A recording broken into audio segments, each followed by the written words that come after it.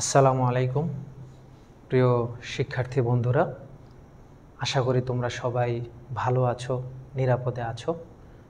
আমি তানজিরুল হোসেন রাব্বি, প্রভাষক, finance, banking ও বিমা, কৃষি বিশ্ববিদ্যালয় কলেজ। 2019-20 শিক্ষাবর্ষের শিক্ষার্থীদের জন্য পুনর্বিন্যাসকৃত সিলেবাসের আলোকে আমরা পাঠদান কার্যক্রম অব্যাহত রেখেছি। তো শিক্ষার্থী বন্ধুরা, আজকে আমরা ফিনান্স, ব্যাংকিং ও বিমা দ্বিতীয় পত্র অর্থাৎ ব্যাংকিং নিয়ে আলোচনা করব এবং তোমরা জানো যে আমরা বিগত ক্লাসে কেন্দ্রীয় ব্যাংক সম্পর্কে আলোচনা করতেছিলাম and we have already taken some classes on this chapter. কেন্দ্রীয় ব্যাংকের উপরে আমরা বেশ কিছু ক্লাস অলরেডি নিয়ে ফেলেছি। প্রিয় শিক্ষার্থী বন্ধুরা, আজকে আমরা চট্টগ্রাম বোর্ড 2019-এর একটা উদ্দীপক সমাধান করব ইনশাল্লাহ। And I firmly believe that if you with me till the ending of this class, then you will be able to solve any CQ question on this chapter. তো তোমরা যারা আমাদের সাথে আজকে ক্লাসে জয়েন করেছো, তোমরা ক্লাসটা শেয়ার করে দাও, কারণ ক্রিয়েটিভ কোশ্চেন্স বা সিকিউ কোশ্চেনগুলো সমাধান করার জন্য সাধারণত আমরা খুব কম ক্লাস পাই। তো তোমরা যারা আজকে ক্লাসে জয়েন করেছো, তোমরা রোল নাম্বারটি লিখে দাও শিক্ষার্থী বন্ধুরা, এবং তোমরা অবশ্যই ক্লাসটা শিক্ষার্থী বন্ধুরা তোমরা শেয়ার করে দাও, তাহলে আমরা বুঝতে পারবো যে কারা কারা আজকে আমাদের সাথে ক্লাসে জয়েন হয়েছো।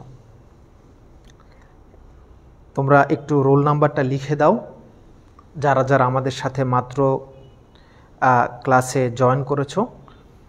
তো আমরা পুনর্বিন্যাসকৃত যে সিলেবাসটি পেয়েছি, আমাদের দ্বিতীয় পত্রের 5টি অধ্যায় আছে তোমরা জানো। সেই 5টি অধ্যায়ের ভিতরে 6টি অধ্যায়, একটি অধ্যায় বেশি ফার্স্ট পেপারের চেয়ে। তো সেখানে আমাদের বেশ কিছু অধ্যায় আছে যেগুলো আমরা একটু কম পারি, তো সেগুলোর উপরে কিন্তু আমরা অলরেডি অনলাইনে ক্লাস নিয়েছি। তোমরা জানো যে আমরা অনলাইনে বেশ কিছু ক্লাস নিয়েছি। তো তোমরা আজকে যে ক্লাসটা আমরা করতে যাচ্ছি, তোমাদেরকে অলরেডি আমি বলে দিয়েছি যে আমরা চিটাগাং বোর্ড 2019-এর একটি কোশ্চেন সলভ করব ইনশাল্লাহ। তো শিক্ষার্থী বন্ধুরা, আশা করি উদ্দীপকটা তোমরা দেখতে পাচ্ছ, তোমাদের সামনে উদ্দীপকটা চলে আসছে। তো আমরা এখন উদ্দীপকটা পড়ব এবং এই কোশ্চেনটা ইনশাল্লাহ সমাধান করব। তোমরা অবশ্যই শিক্ষার্থী বন্ধুরা ক্লাসটি শেষ পর্যন্ত আমাদের সাথে থাকবে এবং ক্লাসটি তোমরা শেয়ার করে দাও। তো আমি উদ্দীপকটা পড়তেছি শিক্ষার্থী বন্ধুরা, তোমরা আমার সাথে খেয়াল করো। আমি যে উদ্দীপকটা পড়তেছি তোমরা অবশ্যই উদ্দীপকটা খেয়াল করো ভালোভাবে। তো এই ধরনের কোশ্চেন কিন্তু প্রায় আমাদের বোর্ডে আসে শিক্ষার্থী বন্ধুরা। তো আমি এখন উদ্দীপকটা সলভ করব। আমাদের সাথে অনেক শিক্ষার্থী জয়েন করেছে, রাহাত জয়েন করেছে, প্রাঙ্গণ জয়েন করেছে, অনেকেই জয়েন করেছে। তালিকাভুক্ত কিছু ব্যাংক সম্প্রতি জনগণকে অধিক ঋণ দেওয়ার ফলে দেশে মুদ্রা সরবরাহ বৃদ্ধি পেয়েছে। আমরা জানি যে কেন্দ্রীয় ব্যাংকের লিস্টেড যে ব্যাংক, কেন্দ্রীয় ব্যাংকের আন্ডারে যে লিস্টেড ব্যাংক থাকে, যেগুলোকে আমরা বলি কমার্শিয়াল ব্যাংক বা বাণিজ্যিক ব্যাংক, তো তারা জনগণকে হিউজ অ্যামাউন্ট লোন তাদেরকে প্রোভাইড করেছে। এর ফলে কি হয়েছে, বাজারে মানি সাপ্লাইটা হঠাৎ করে বৃদ্ধি পেয়েছে। দেশের একমাত্র ব্যাংকটি সিআরআর ও এসএলআর এর মাধ্যমে মুদ্রা বাজারে স্থিতিশীল অবস্থায় ফিরিয়ে আনার উদ্যোগ নিয়েছে। দেশের একমাত্র একটি ব্যাংক আছে, তোমরা জানো আমাদের দেশে অনেকগুলো বাণিজ্যিক ব্যাংক থাকতে পারে, অনেক ধরনের, বাট একমাত্র একটি ব্যাংকই আমাদের দেশে প্রিভেল করে। সেই একমাত্র ব্যাংকটি কি, সেটার নাম কি? তোমরা একটু কমেন্টসে আমাকে জানাই দাও সেই একমাত্র ব্যাংকটি, সেটার নাম কি, কোনটি? সে কি করছে, সিআরআর ও এসএলআর এর মাধ্যমে, সিআরআর শিক্ষার্থী বন্ধুরা সিআরআর, সিআরআর মানে হলো ক্যাশ রিজার্ভ রিকোয়ারমেন্ট। আর এসএলআর আছে একটা, এসএলআর মানে হলো স্ট্যাটুটরি লিকুইডিটি রিজার্ভ।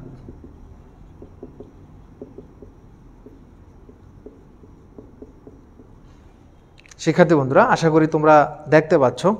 তোমরা কমেন্টসে আমাকে জানাই দাও সেই একমাত্র ব্যাংকটির নাম কি। রাইট, সেই একমাত্র ব্যাংকটা কি করছে? সিআরআর অর্থাৎ ক্যাশ রিজার্ভ রিকোয়ারমেন্ট এবং এসআরআর স্ট্যাটুটরি লিকুইডিটি রিজার্ভের মাধ্যমে কি করছে?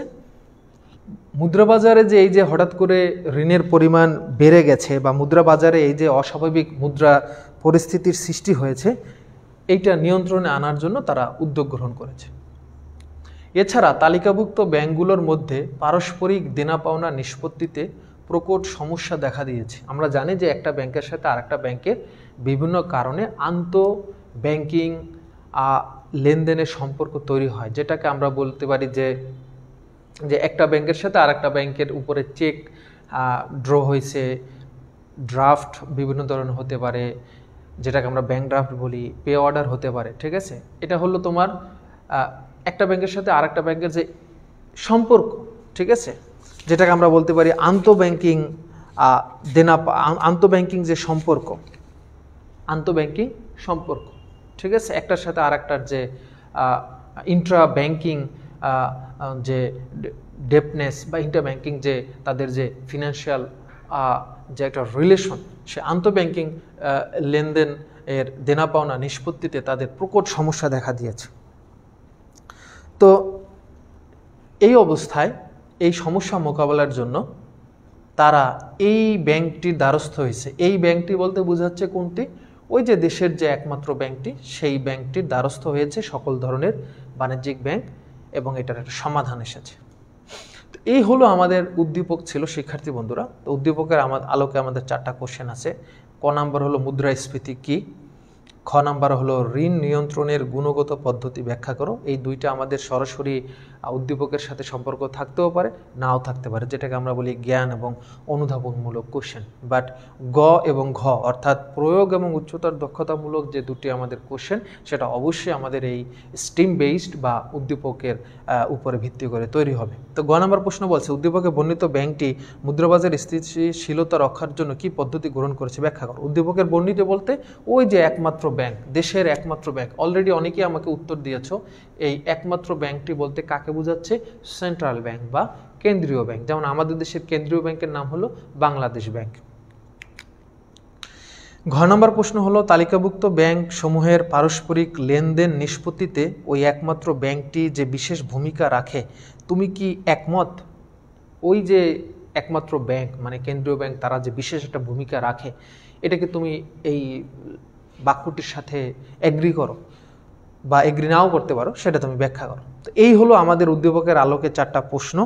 আমি দেখতে পাচ্ছি আমাদের মাঝে আরও কয়েকজন শিক্ষার্থী অলরেডি জয়েন করেছে।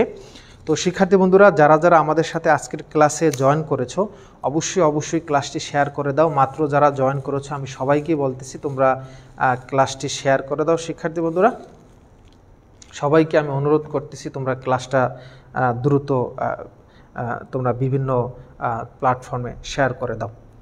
তো আমরা এই হলো আমাদের উদ্দীপক। ওকে, তাহলে আমরা এখন উদ্দীপকটা সলভ করব শিক্ষার্থী বন্ধুরা। তো তোমরা খেয়াল করো, আমরা এখন উদ্দীপকটা সলভ করতে যাচ্ছি। ওকে, আমাদের ক নাম্বার প্রশ্ন হলো মুদ্রাস্ফীতি কি? মুদ্রাস্ফীতি, যেটাকে ইংলিশে বলা হয় ইনফ্লেশন। মুদ্রাস্ফীতি মানে ইনফ্লেশন। মুদ্রাস্ফীতি বলতে বোঝায় এমন একটা পরিস্থিতি যখন অর্থের মূল্যমান কমে যাওয়ার কারণে দ্রব্যের মূল্য বৃদ্ধি পায়। মুদ্রার মূল্যমান কমে যাওয়ার কারণে দ্রব্যের মূল্য বৃদ্ধি পাওয়ার পরিস্থিতিকে বলা হয় মুদ্রাস্ফীতি, যেটাকে আমরা বলতে পারি প্রাইস হাইক বা দ্রব্য মূল্য বৃদ্ধির পরিস্থিতি। খ নাম্বার, ঋণ নিয়ন্ত্রণের গুণগত পদ্ধতি ব্যাখ্যা করো। ঋণ নিয়ন্ত্রণের গুণগত পদ্ধতি। শিক্ষার্থী বন্ধুরা, কেন্দ্রীয় ব্যাংক যে লোন কন্ট্রোল করে বা কেন্দ্রীয় ব্যাংক যে ঋণ নিয়ন্ত্রণ করে, এটার দুইটা পদ্ধতি আছে, প্রধান দুইটা পদ্ধতি আছে। একটাকে বলা হয় সাধারণ বা সংখ্যাত্মক পদ্ধতি, সাধারণ বা সংখ্যাত্মক পদ্ধতি। আর একটাকে বলা হয় গুণগত বা নির্বাচনমূলক পদ্ধতি, সিলেক্টিভ মেথড। একটা হলো সাধারণ বা সংখ্যাত্মক পদ্ধতি শিক্ষার্থী বন্ধুরা, আর একটাকে বলা হয় গুণগত বা নির্বাচনমূলক পদ্ধতি। এই দুই পদ্ধতিতে সেন্ট্রাল ব্যাংক কি করে, বাজারের যে লোনের যে পরিস্থিতি, সেই পরিস্থিতিকে লোনের যে পরিস্থিতি, সেই পরিস্থিতিকে নিয়ন্ত্রণ করে। তো আমরা এখন এই যে দুটো পদ্ধতি আমরা জানি যে কেন্দ্রীয় ব্যাংক এই দুই পদ্ধতির মাধ্যমে লোন নিয়ন্ত্রণ করে। তো আমাদের এখানে প্রশ্ন চেয়েছে ঋণ নিয়ন্ত্রণের গুণগত পদ্ধতি ব্যাখ্যা করো। তো এই গুণগত পদ্ধতি বলতে আসলে কি বোঝাচ্ছে? গুণগত পদ্ধতি বলতে বোঝাচ্ছে ঋণের উদ্দেশ্য ও ব্যবহারের প্রতি খেয়াল রেখে বিশেষ ক্ষেত্র বা বিশেষ লক্ষ্য অর্জনে কেন্দ্রীয় ব্যাংক যেই ঋণ নিয়ন্ত্রণ পদ্ধতিগুলো ব্যবহার করে তাকে বলা হয় গুণগত বা নির্বাচনমূলক বা গুণীয় পদ্ধতি, যেটাকে বলা হয় সিলেক্টিভ মেথড। অর্থাৎ নির্দিষ্ট একটা এরিয়াকে বা নির্দিষ্ট একটা ক্ষেত্রকে এমফাসাইজ করার জন্য বা নির্দিষ্ট একটা ক্ষেত্রের লোনকে কন্ট্রোল করার জন্য ঋণের উদ্দেশ্য এবং ব্যবহার, কি উদ্দেশ্যে লোনটা নেওয়া হচ্ছে, কি উদ্দেশ্যে লোনটা ব্যবহার করা হচ্ছে, এই ঋণের উদ্দেশ্য এবং ব্যবহারের প্রতি খেয়াল রেখে বিশেষ লক্ষ্য, বিশেষ ক্ষেত্রে বিশেষ লক্ষ্য অর্জনের জন্য কেন্দ্রীয় ব্যাংক যেই ঋণ নিয়ন্ত্রণ পদ্ধতিগুলো ব্যবহার করে সেগুলোকে গুণগত, গুণীয় বা নির্বাচনমূলক পদ্ধতি বলে। যেমন ঋণের বরাদ্দকরণ নীতি হতে পারে, ভোক্তা ঋণ নিয়ন্ত্রণ, ঠিক আছে, ঋণের বরাদ্দকরণ নীতি, ঋণের বরাদ্দকরণ পদ্ধতি, ভোক্তা ঋণ নিয়ন্ত্রণ। এরপর হতে পারে জমানতি ঋণের প্রান্তিক হার পরিবর্তন, ঠিক আছে, ভোক্তা ঋণ নিয়ন্ত্রণ। তারপর হতে পারে প্রত্যক্ষ ব্যবস্থা, হতে পারে নৈতিক প্ররোচনা। এগুলো হলো গুণগত পদ্ধতি, যার মাধ্যমে একটা বিশেষ ক্ষেত্রে বিশেষ লক্ষ্য অর্জন করা হয় এবং ঋণের উদ্দেশ্য এবং ব্যবহারের প্রতি খেয়াল রাখা হয়। তো এটা ছিল আমাদের খ নাম্বার প্রশ্ন। আমরা খ নাম্বার প্রশ্নটা সলভ করলাম। গ নাম্বার প্রশ্ন আমাদের বলেছে যে উদ্দীপকে বর্ণিত ব্যাংকটি মুদ্রাবাজার স্থিতিশীলতা রক্ষার জন্য কি পদ্ধতি গ্রহণ করেছে ব্যাখ্যা করো। আমরা তো শিওর হলাম যে দেশের একমাত্র ব্যাংক বলতে এখানে বোঝাচ্ছে কেন্দ্রীয় ব্যাংক। দেশের একমাত্র ব্যাংক বলতে এখানে কোন ব্যাংকটাকে বোঝাচ্ছে? কেন্দ্রীয় ব্যাংকটাকে বোঝাচ্ছে। তো আমরা মাত্র দেখলাম যে কেন্দ্রীয় ব্যাংক দুই ধরনের ঋণ নিয়ন্ত্রণের পদ্ধতি ব্যবহার করে, একটা হলো সাধারণ পদ্ধতি, একটা হলো গুণগত। তো এখানে কেন্দ্রীয় ব্যাংক যেই পদ্ধতিটা ব্যবহার করেছে এটা হলো সাধারণ বা সংখ্যাত্মক পদ্ধতি। সাধারণ বা সংখ্যাত্মক পদ্ধতি তিনটা হয়, একটা হলো ব্যাংক হার নীতি বা ব্যাংক হার পদ্ধতি, একটা হলো খোলাবাজার নীতি পদ্ধতি, আর একটা হলো বিধিবদ্ধ জমার হার পরিবর্তন নীতি। তো এখানে যে পদ্ধতিটা শিক্ষার্থী বন্ধুরা আমাদের কেন্দ্রীয় ব্যাংক ব্যবহার করেছে সেটা হলো জমার হার পরিবর্তন নীতি। তো আমি এটা লিখে দিচ্ছি। এখানে যে পদ্ধতিটা ব্যবহার করা হয়েছে সেই পদ্ধতিটার নাম হলো জমার হার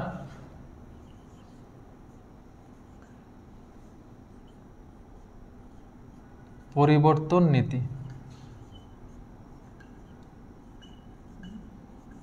বা পরিবর্তন পদ্ধতি। জমার হার পরিবর্তন নীতি বা জমার হার পরিবর্তন পদ্ধতি। আমরা গ নাম্বার উত্তর দিচ্ছি শিক্ষার্থী বন্ধুরা।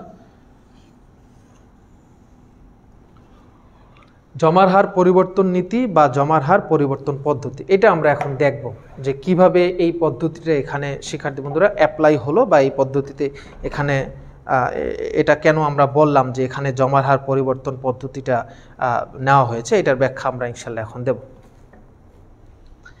সেক্ষেত্রে বন্ধুরা তোমাদেরকে আমি মাত্র বলেছি যে আমাদের ঋণ নিয়ন্ত্রণের দুটি পদ্ধতি, একটা হলো সাধারণ পদ্ধতি যেটাকে আমরা সংখ্যাত্মক পদ্ধতি বলি, আর একটা হলো নির্বাচক বা গুণগত পদ্ধতি। তো এখানে সাধারণ পদ্ধতিটা ব্যবহার হয়েছে এবং সাধারণ পদ্ধতির ভিতরে এখানে যেটা ব্যবহার হয়েছে সেটা হলো জমার হার পরিবর্তন নীতি। তো জমার হার পরিবর্তন নীতিটা কি সেটা আমরা এখন একটু জানার চেষ্টা করি। সেক্ষেত্রে বন্ধুরা তোমরা জানো যে সেন্ট্রাল ব্যাংক বা কেন্দ্রীয় ব্যাংক সকল বাণিজ্যিক ব্যাংকগুলোকে তালিকাভুক্ত হতে বলে, অর্থাৎ যেই সমস্ত ব্যাংক সেন্ট্রাল ব্যাংকের তালিকায় অন্তর্ভুক্ত সেগুলোকে আমরা বলি লিস্টেড ব্যাংক বা তালিকাভুক্ত ব্যাংক। তো এই যে তালিকাভুক্ত ব্যাংকগুলো যেগুলো আছে তাদের মোট আমানতের, তারা যত আমানত সংগ্রহ করে এই আমানতের একটা নির্দিষ্ট অংশ নগদ এবং তরল সম্পদ হিসাবে কেন্দ্রীয় ব্যাংকের কাছে বাধ্যতামূলকভাবে জমা রাখতে হয়। এটা কি বলা হয়? জমার হার। জমার হার অর্থাৎ জমার হার বলতে বোঝাচ্ছে প্রত্যেকটা তালিকাভুক্ত ব্যাংক তার মোট আমানতের একটা অংশ নগদ এবং তরল সম্পদ হিসাবে কেন্দ্রীয় ব্যাংকের কাছে জমা রাখতে হয়, যেটাকে আমরা বলি জমার হার বাধ্যতামূলকভাবে। তো এই জমার হার যেটাকে আমরা মাত্র বললাম, এই জমার হার পরিবর্তন করে এই রেটটা ফ্লাকচুয়েট করে বা কেন্দ্রীয় ব্যাংক এই রেটের হ্রাস বৃদ্ধির মাধ্যমে বাজারে মুদ্রা সরবরাহটা কন্ট্রোল করতে পারে। এটাকেই বলা হয় জমার হার পরিবর্তন নীতি। তো এখানে উদ্দীপকে বর্ণিত ব্যাংকটি মুদ্রা বাজারে স্থিতিশীলতা রক্ষার জন্য যে পদ্ধতি গ্রহণ করেছে সেটি একটি সাধারণ বা সংখ্যাত্মক পদ্ধতির ভিতরে জমার হার পরিবর্তন নীতিটি ব্যবহার করেছে। তুমি প্রথমে লিখবা জমার হার পরিবর্তন নীতি, ব্র্যাকেটে লিখবা সাধারণ বা সংখ্যাত্মক পদ্ধতি। এরপর তুমি জমার হার পরিবর্তন নীতির ব্যাখ্যা দিবা, যেটা আমি মাত্র বললাম। এখন তোমাকে যে কাজটা করতে হবে, এই জমার হার যেই পরিবর্তন নীতিটা কিভাবে কেন্দ্রীয় ব্যাংক এটাকে অ্যাক্টিভেট করে বা কিভাবে এটা বাজারে অ্যাপ্লাই করে সেটা আমরা দেখব। আমি তোমাদেরকে বলেছি যে নগদ এবং তরল সম্পদ এই দুইটা কিন্তু কেন্দ্রীয় ব্যাংকের কাছে প্রত্যেকটি কমার্শিয়াল ব্যাংকে মোট আমানতের একটা অংশ বাধ্যতামূলক রাখতে হবে। তো একটা হলো সিআরআর, সিআরআরকে বলা হয় নগদ জমা সংরক্ষণ আবশ্যকতা। নগদ জমা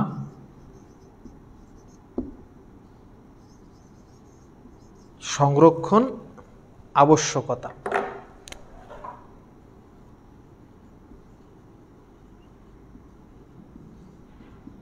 সিআরআর। আর এসএলআর এটাকে বলা হয়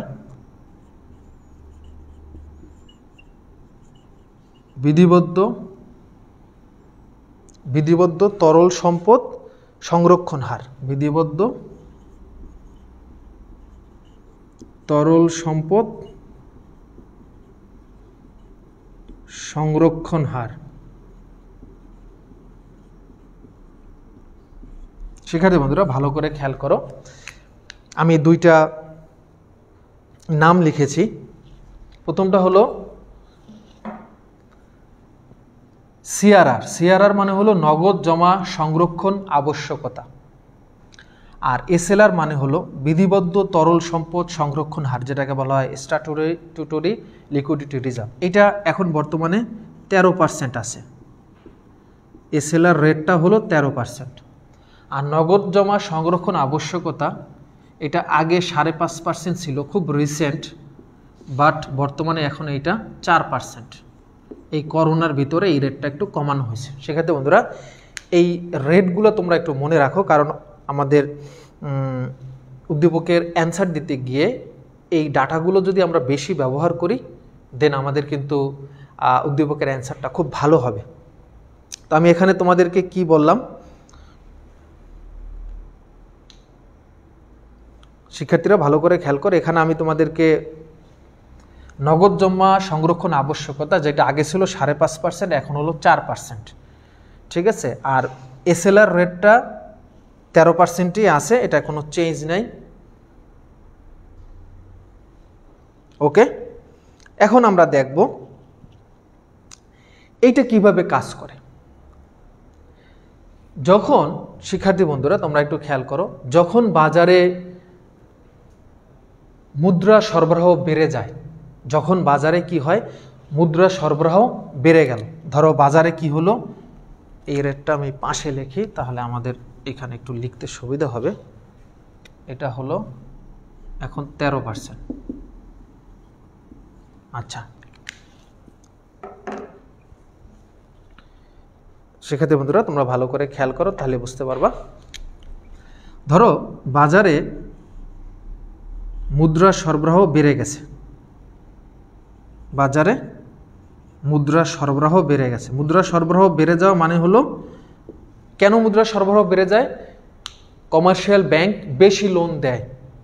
আমাদের মতো সাধারণ মানুষরা যখনই ব্যাংকে লোন চাই, কমার্শিয়াল ব্যাংক আমাদেরকে বেশি বেশি লোন দিচ্ছে।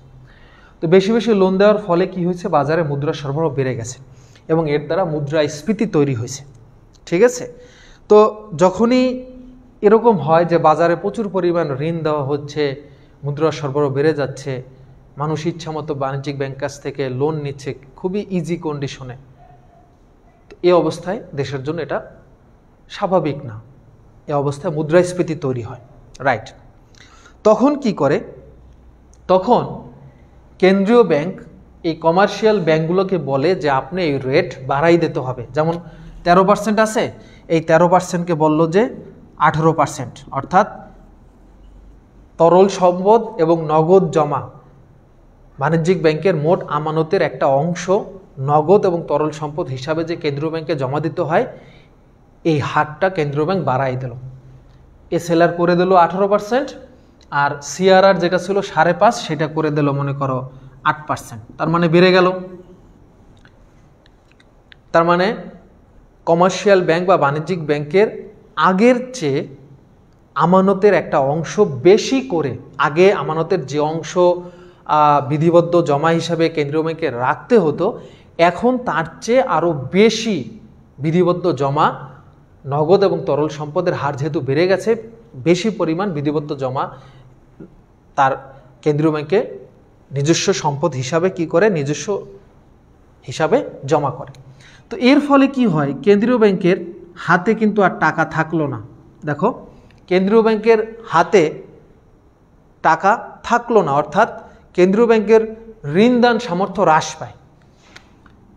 কেন্দ্রীয় ব্যাংকের ঋণদান ক্ষমতা, কেন্দ্রীয় ব্যাংকের ঋণদান ক্ষমতা কি হয়েছে শিক্ষার্থী বন্ধুরা? কেন্দ্রীয় ব্যাংকের ঋণদান ক্ষমতা আগের চেয়ে হ্রাস পাইছে। তাহলে কেন্দ্রীয় ব্যাংকের ঋণদান ক্ষমতা যদি কমে যায়, তাহলে আলটিমেট বাজারে মুদ্রা সরবরাহ আবার আগের মতো কি হয়ে যাবে, স্বাভাবিক হয়ে যাবে। মুদ্রা সরবরাহ আবার আগের মতো স্বাভাবিক হয়ে যাবে। কেন? কারণ আগের মতো কমার্শিয়াল ব্যাংকের ঋণদান ক্ষমতা আগের মতো নাই। কমার্শিয়াল ব্যাংকের আমানতের একটা বড় অংশ কেন্দ্রীয় ব্যাংকে চলে গেছে। বাণিজ্যিক ব্যাংকের এখন আগের মতো ইচ্ছা মতো লোন দিতে পারে না। বাজারে মুদ্রা সরবরাহ তাই আগের চেয়ে স্বাভাবিক হয়েছে, রাইট। এবং এর দ্বারা কি হয়েছে, মুদ্রাস্ফীতিকেও কন্ট্রোল করা হলো। এর বিপরীত ঘটনাও ঘটতে পারে। কীরকম বিপরীত ঘটনা ঘটতে পারে? আমি যদি করোনার কথাটা বলি শিক্ষার্থী বন্ধুরা, করোনার কথা যদি বলি, করোনার ফলে কি হয়ে গেছে, বাজারে আলটিমেট মুদ্রা সরবরাহ হ্রাস পেয়েছে। কারণ করোনার সময় দেখবা ব্যাংক ট্যাঙ্ক, দেশের অর্থনৈতিক অবস্থা একটু স্থবির হয়ে গেছে, মুদ্রা সরবরাহ হ্রাস পেয়েছে। তো এই অবস্থায় যেই কাজটা আসলেই কিন্তু করেছে আমাদের কেন্দ্রীয় ব্যাংক, যেমন আগে 2020 সালের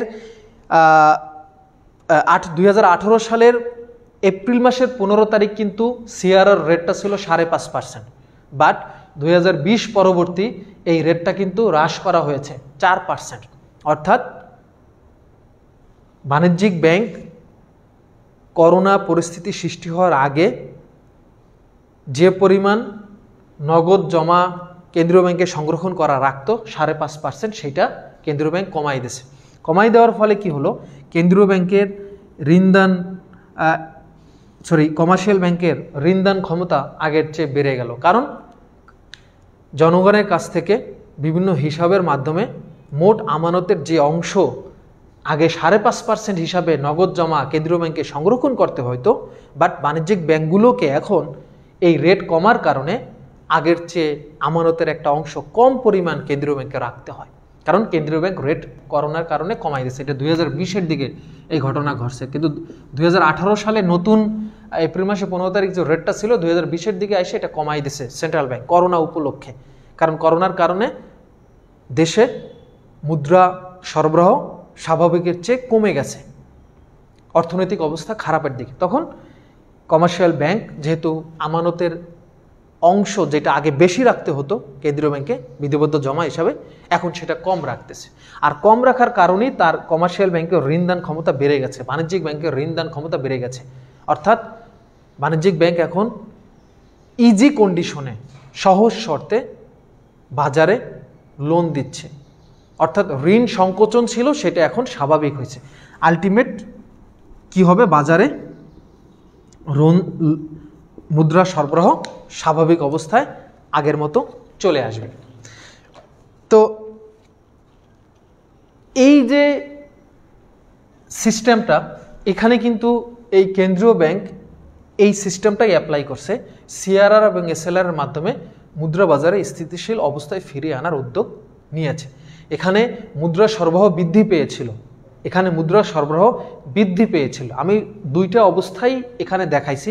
মুদ্রা সরবরাহ বৃদ্ধি পেলে কেন্দ্রীয় ব্যাংক সিআরআর এবং এসএলআর এর মাধ্যমে কিভাবে কন্ট্রোল করে, আবার একই সাথে মুদ্রা সরবরাহ যদি হ্রাস পায় সেক্ষেত্রেও কিভাবে সেন্ট্রাল ব্যাংক এই ঋণ সিস্টেমটাকে কন্ট্রোল করে, আমি দুইটাই দেখাইছি। বাট তোমরা উদ্দীপকের আলোকে যখন অ্যান্সার লিখবা তখন দেখতে হবে উদ্দীপকে কোন পরিস্থিতি তৈরি হয়েছে। যেমন আমাদের উদ্দীপকে এখানে কি হয়েছে, এখানে মুদ্রা সরবরাহ বৃদ্ধি পাইছিল, আমাদের এখানে মুদ্রা সরবরাহ বৃদ্ধি পেয়েছিল।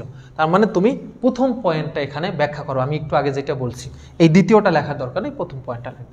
এভাবে লেখা তুমি এটা ব্যাখ্যা করবা, ব্যাখ্যা করতে বলছি তুমি ব্যাখ্যা করো।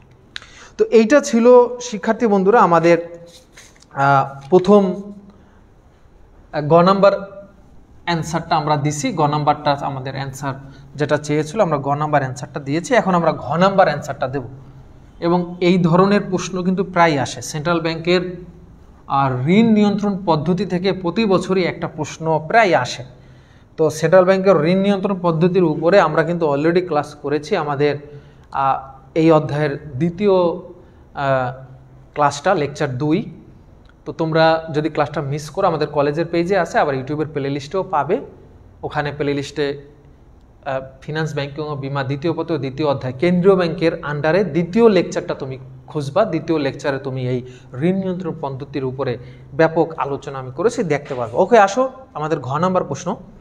তালিকাভুক্ত ব্যাংক সমূহের পারস্পরিক লেনদেন নিষ্পত্তিতে একমাত্র ব্যাংকটি মানে কেন্দ্রীয় ব্যাংকটি বিশেষ ভূমিকা রাখে, তুমি কি একমত? ব্যাখ্যা করো। অবশ্যই আমরা একমত, অবশ্যই আমরা কেন্দ্রীয় ব্যাংকের এই ভূমিকা যে রাখে এটা অবশ্যই সত্য এবং এটার সাথে আমরা কি একমত। এখন প্রশ্ন হলো এই বিশেষ ভূমিকাটা বলতে কি বোঝায়? বিশেষ যে ভূমিকা এখানে যে আন্ডারলাইন আমি করে দেই তাহলে বুঝতে পারবো এখানে যে বিশেষ যে ভূমিকা রাখে, এই বিশেষ ভূমিকা বলতে আসলে কি মিন করছে, কেন্দ্রীয় ব্যাংকের কোন ভূমিকাটা মিন করছে। আমরা যদি উদ্দীপকে দেখি, তালিকাভুক্ত ব্যাংকগুলোর মধ্যে পারস্পরিক দেনা নিষ্পত্তি, এই যে লাইনটা পারস্পরিক দেনা নিষ্পত্তি, পারস্পরিক দেনা নিষ্পত্তিতে প্রকট সমস্যা দেখা দিয়েছে। এই সমস্যা সমাধানের জন্য কেন্দ্রীয় ব্যাংকই একমাত্র ভূমিকা পালন করে এবং সেই ভূমিকাটার নাম হলো নিকাশ ঘর সুবিধা। শিক্ষার্থী বন্ধুরা, কেন্দ্রীয় ব্যাংক সেই বিশেষ যে ভূমিকা রাখে সেই বিশেষ সুবিধাকে বলা হয় নিকাশ ঘর সুবিধা। ইংলিশে এটা সুন্দর একটা নাম আছে, ক্লিয়ারিং হাউস। আমাদের জামা কাপড়ে যদি ময়লা পড়ে তাহলে দেখবো আমরা কি করি, ক্লিয়ার করি না? জামা কাপড়ে ময়লা পড়লে সাবান টাবান দিয়ে ক্লিয়ার করি না? তো কেন্দ্রীয় ব্যাংকও, যেহেতু কেন্দ্রীয় ব্যাংক হলো সকল ব্যাংকের ব্যাংকার, তো সকল ব্যাংকের ভিতর যদি কখনো ঝামেলা হয় সেই ঝামেলাটা শুধুমাত্র কেন্দ্রীয় ব্যাংকে কিন্তু সেই সমস্যাটা সমাধান করে। অর্থাৎ অনেকটা আমাদের এলাকায় যখন সালিশ হয়, দেখবা গ্রামে সালিশ হয় না বা দরবার বসে না, গ্রামের সালিশ বা দরবারে কি হয়, একজন কিন্তু মধ্যস্থকারী থাকে, যাকে আমরা বলি মুরব্বী। একজন কিন্তু মধ্যস্থকারী থাকে, প্রধান হইতে পারে কমিশনার, কাউন্সিলর বা যাকে আমরা শুদ্ধ বাংলায় বলি মাতবর। ঠিক আছে, তো এই যে মাতবর যে সিস্টেমটা, যিনি মাতবর হয় তার কাজ হলো উদ্ভূত পরিস্থিতিতে যে নিজেদের ভিতরে যে ঝগড়া লেগেছে, ঠিক আছে, যেই কি বলবো, যে বিতর্ক তৈরি হয়েছে, আন্তঃবিতর্ক হয়েছে বা কোনো সমস্যা হয়েছে, সেটা সমাধান করার চেষ্টা করে। তো এখানে মাতবরের ভূমিকাটা কে রাখে? Central bank. সেন্ট্রাল ব্যাংক এই মাতবরের ভূমিকাটা রাখে এবং এই সালিশ বা দরবার যেটা, এটাই হলো ক্লিয়ারিং হাউস, অর্থাৎ নিকাশ ঘরের যে কাজটা, যেটাকে আমরা সালিশ বলছি, এই সালিশের কাজটা কে করে থাকে? কেন্দ্রীয় ব্যাংক। এবং সালিশ কাজটাকে আমরা বলছি নিকাশ ঘর, অর্থাৎ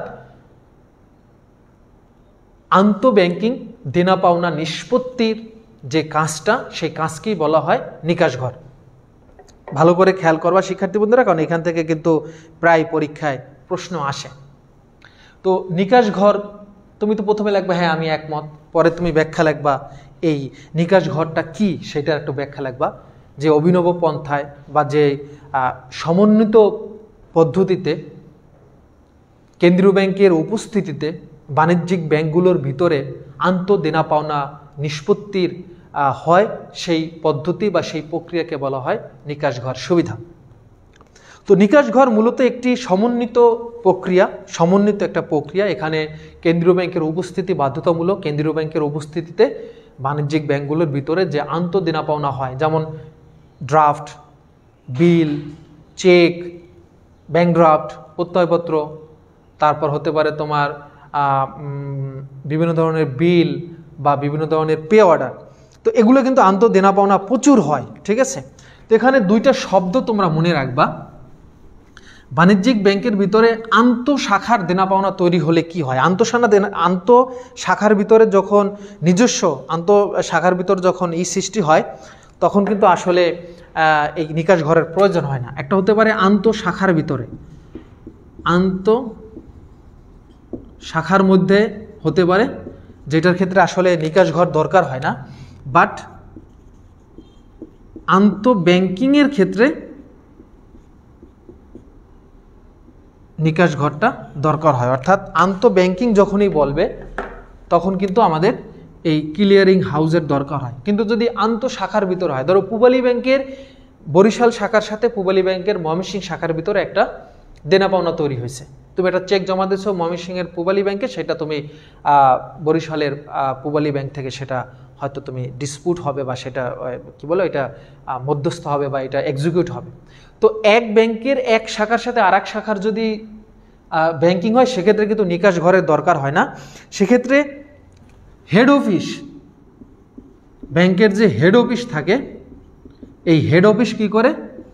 প্রধান নিকাশের কাজটা করে। হেড অফিস যে থাকে, প্রধান অফিস যে থাকে, সেই প্রধান অফিস এই নিকাশ ঘরের কাজটা করে। বাট আন্তঃব্যাংকিং দেনা পাওনার ক্ষেত্রে অবশ্যই প্রধান অফিসের কোনো এখানে ভূমিকা নাই। এখানে কেন্দ্রীয় ব্যাংকের উপস্থিতিতে ব্যাংকগুলোর ভিতরে দেনা পাওনা নিষ্পত্তি হয়। অর্থাৎ এখানে দেনাদার যে ব্যাংক আছে তার অ্যামাউন্ট, তার হিসাবকে ডেবিট করা হয়, এবং পাওনাদার যে ব্যাংক আছে তার হিসাবকে ক্রেডিট করা হয়। দেনাদার ব্যাংককে তার হিসাবকে ডেবিট করা হয়, যে পরিমাণ দেনা পাওনা তার হিসাবকে ডেবিট করা হলো, আর পাওনাদার যে ব্যাংক আছে তার হিসাবকে ক্রেডিট করা হয়।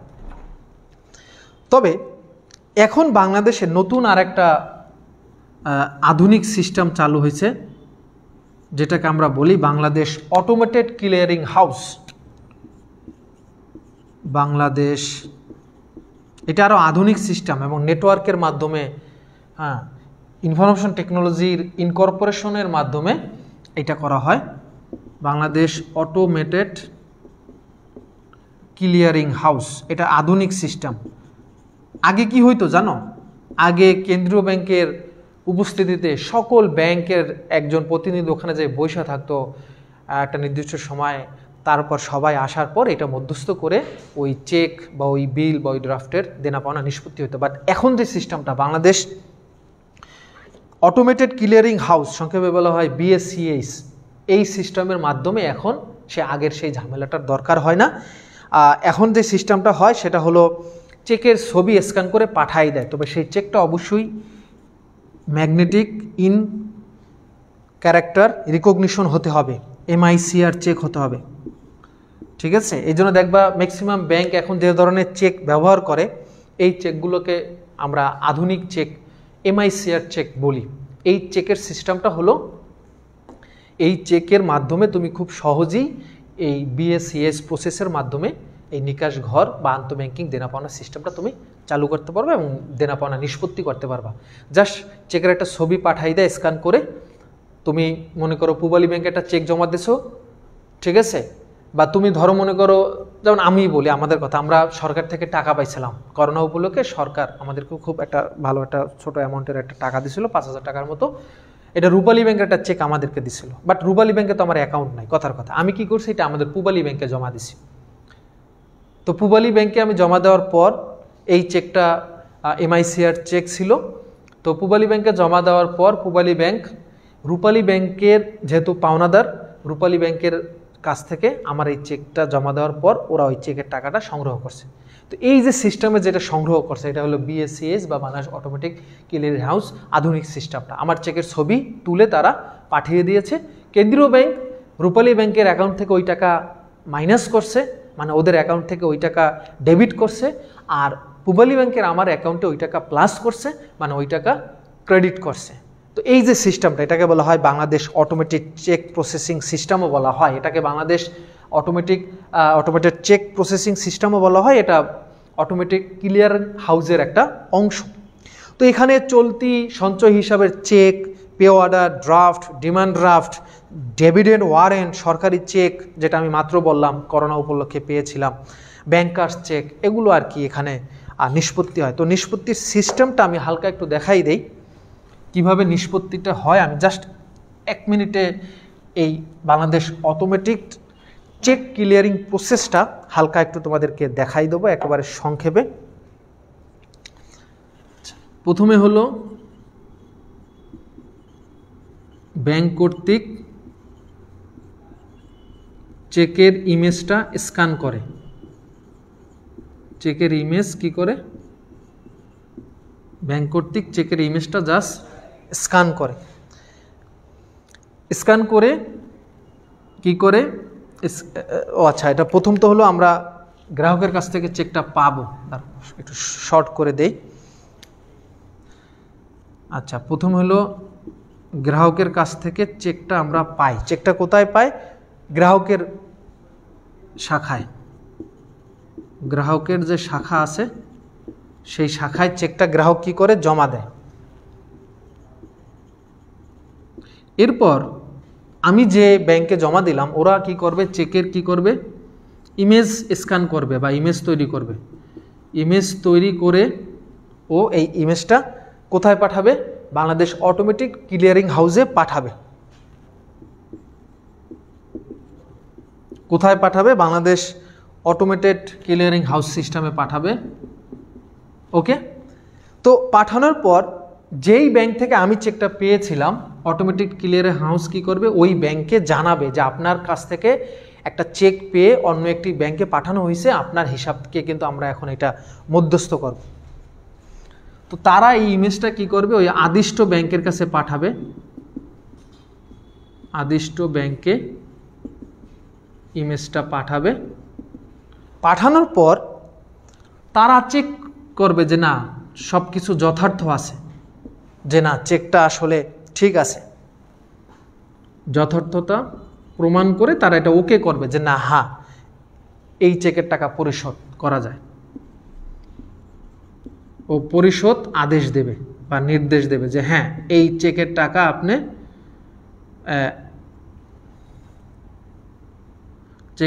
আপনি দিতে পারেন, সমস্যা নাই।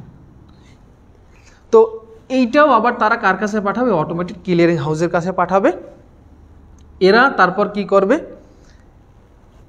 এরা তখন সেই গ্রাহকের যে ব্যাংক আছে, যেই ব্যাংকে আমি প্রথমে চেকটা জমা দিছিলাম, নিষ্পত্তির খবর জানাবে। তো ব্যাংক এটা জানার সাথে সাথে ব্যাংক আমার অ্যাকাউন্টে কি করবে, চেকটা জমা করবে। তো এই সিস্টেমে কিন্তু সরকার থেকে আমরা যে করোনা উপলক্ষে যে টাকাটা পাইছিলাম, আমাদের একটা থোক টাকা দেওয়া হয়েছিল শিক্ষার্থী বন্ধুরা, এই সিস্টেমে মূলত আমরা টাকাটি পেয়েছিলাম। তো এই যে টোটাল সিস্টেমটা আমরা দেখলাম, এটা হলো বাংলাদেশ অটোমেটিক ক্লিয়ারিং হাউসের একটা অংশ, যেটাকে বলা হয় Bangladesh automated cheque processing system বা Bangladesh automated cheque processing system. এটা হলো বিএসসিএস এর একটা অংশ। বিএসসিএস এর আরেকটা অংশ আছে Bangladesh electronic fund transfer network, এটাও কিন্তু বিএসসিএস এর একটা অংশ।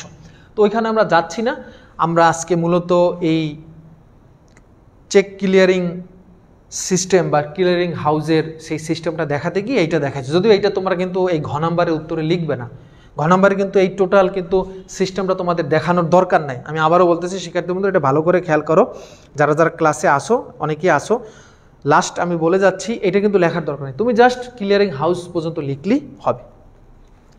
তো সেক্ষেত্রে আমি আজকে ক্লাসটা শেষ করব। আশা করি আজকের ক্লাসে তোমরা বেশ অনেক কিছুই বুঝতে পারলা।